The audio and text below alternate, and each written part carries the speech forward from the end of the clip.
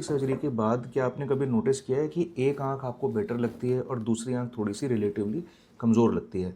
तो चलिए इस इफ़ेक्ट को समझते हैं और इससे जुड़े हुए कुछ क्वेश्चंस को आंसर करते हैं। सबसे पहले आंसर करेंगे इस क्वेश्चन का कि क्या ये एक प्रॉब्लम है? तो देखिए ये एक प्रॉब्लम नहीं है।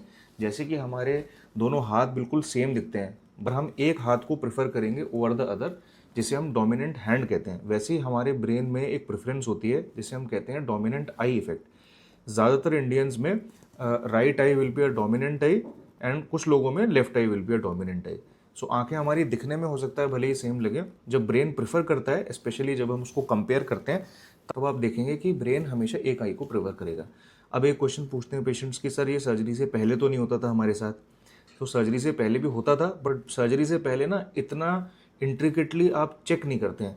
कभी भी आप ऐसा नहीं होता कि आप भी बिल्कुल ही आँख को लेफ्ट वर्सेस राइट करके आप चेक कर रहे हो, तो आपको पता नहीं चलता है। सर्जरी के बाद जानने की उत्सुकता होती है कि भाई कौन सी आँख हमारी अच्छी है, कौन सी नहीं है, तो थोड़ा सा वहाँ पे पेशेंट्स कंपेयर करते हैं। इफेक्ट को समझने का एक क्लासिकल एग्जाम्पल है, जो ओलंपिक्स में आपने देखा होगा शूटर्स होते हैं, तो वो हमेशा ना दो जो अपनी नॉन डोमिनेंट आई है उसको कवर कर लेते हैं और जो डोमिनेंट आई है उसी से निशाना लगाते हैं।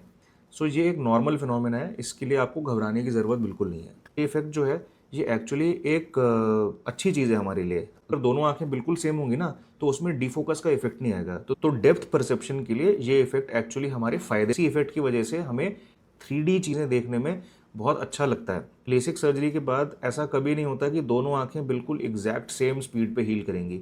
हो सकता है एक आंख आपकी ज़्यादा स्पीड पे हील करे, दूसरी आंख थोड़ी कम स्पीड पे हील करे, तो वो भी एक नॉर्मल चीज़ है। इसके लिए आपको चिंता करने की ज़रूरत नहीं है। अब क्वेश्चन है कि ये कब ख़त्म हो जाता है इफेक्ट? जनरली मैंने देखा है 1 से 3 महीने का टाइम लगता है चीज़ों को स्टेबलाइज होने में और अडेप्टेशन होने में।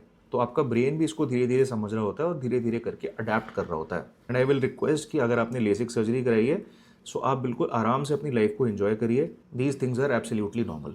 अगर वीडियो अच्छा लगा हो तो लाइक, शेयर एंड सब्सक्राइब करें। Thank you for watching.